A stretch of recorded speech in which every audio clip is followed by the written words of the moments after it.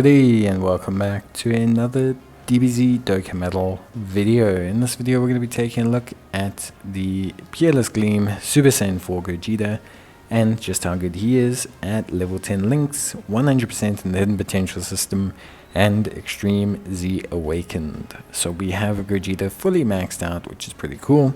He is a fusion category lead of 170% or tech type key plus 3 HP attack and defense 100% lead. He greatly raises attack and defense for 1 turn on his super attack.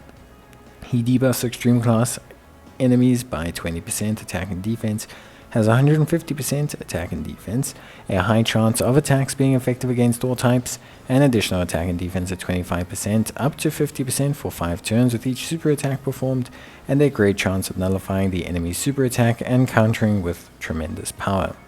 So he's got a pretty good run in terms of his passive. In terms of links, he's got Super Saiyan, Kamehameha, Shocking Speed, Over in a Flash, Fused Fighter, GT, and Fierce Battle. And in terms of categories, he's on Accelerated Battle, Battle of Fate, Final Trump Card, Fused Fighter, Fusion, GT Heroes, Giant Ape Power, Kamehameha, Power Beyond Super Saiyan, Shadow Dragon Saga, thank you, and Time Limit.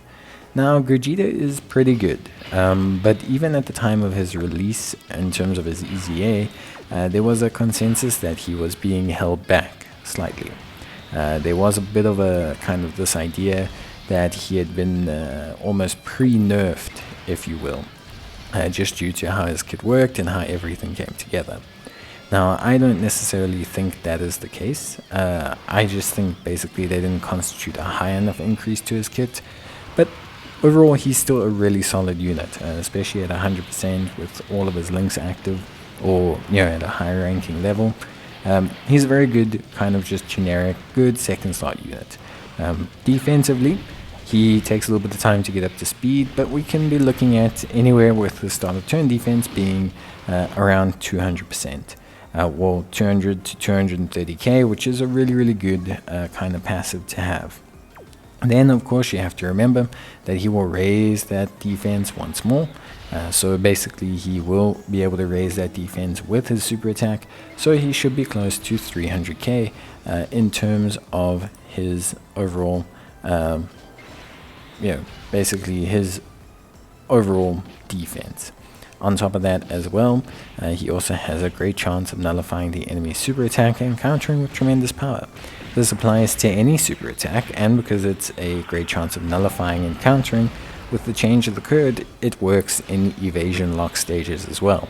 So Gogeta is pretty good from that aspect. Basically, he has a 70% chance to counter any super attack fired at him, and he can have roughly 300k defense, if not a little bit more, after super, which is all good.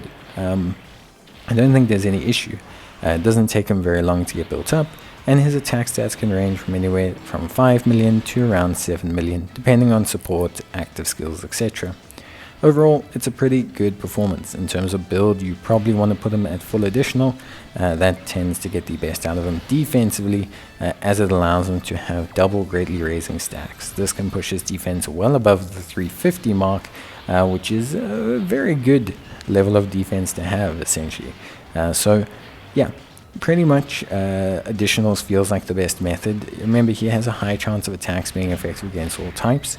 This is where I think they let him down a little bit. For me, they should have given him effective against all types and high chance of crit. I feel like that change would have basically made him still, to this day, a really good damage dealer. 50% chance to crit, alongside also having that high chance to, or having guaranteed effective against all types, would have left his damage in an incredibly strong position, and realistically, you're kind of just getting damage out of him. That's realistically your main goal of running him in a team. You want to get the big damage out of him, you want to get the multiple supers. The countering is super helpful. Defensively, he's in a solid position, if not unspectacular, but overall, he definitely needs to get multiple supers off. It's that feeling of those attack effective against all types. You can see here, this is a great example, getting those multiple supers off, getting that greatly raises attack and defense, letting him just basically really do some good damage to the opposition.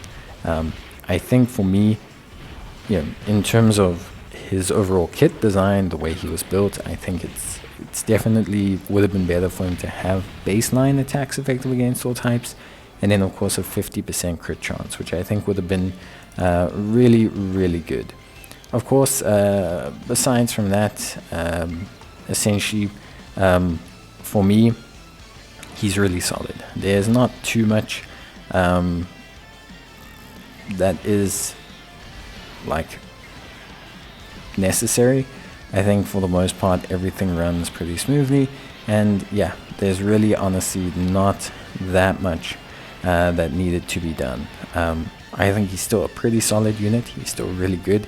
Can he cope with some of these super harder elements of the game nowadays? Obviously I don't think so too much, but I do think in general he looks good. I think he was quite solid. I think he was pretty reliable, and yeah, I think at the end of the day he's a good unit.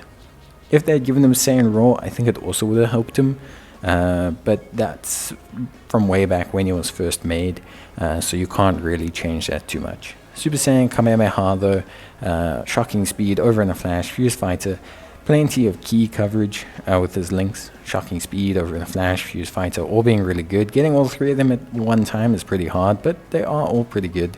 You can kind of focus on either one. Super Saiyan and Kamehameha though are way more common along with Fierce Battle.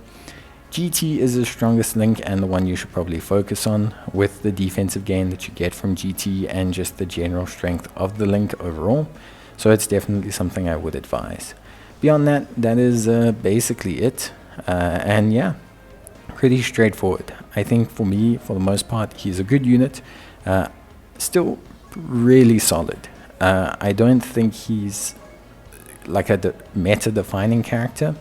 I don't think he's a unit that can handle all the content, but in any content where you're not really receiving AoEs or anything like that, he's really good still.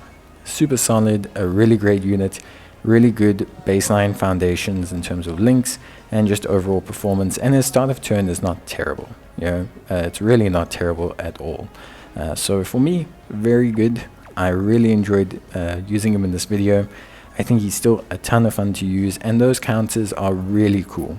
I think it's still a really useful, really powerful mechanism for him that can really help you in a lot of situations. You can even proc during Strength Broly's AoE phase. So there's plenty of good value in Gogeta.